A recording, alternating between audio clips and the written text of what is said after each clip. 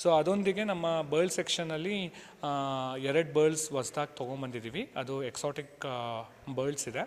So ಒಂದು African grey parrot ಮತ್ತು blue and golden Macau ಅಂತ.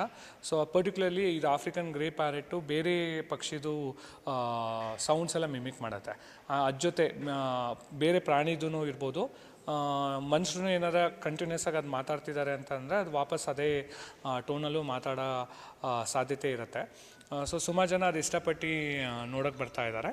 ಸೊ ತಾವೆಲ್ಲರೂ ಶಿವಮೊಗ್ಗ ಝೂಗೆ ಭೇಟಿ ಮಾಡಿ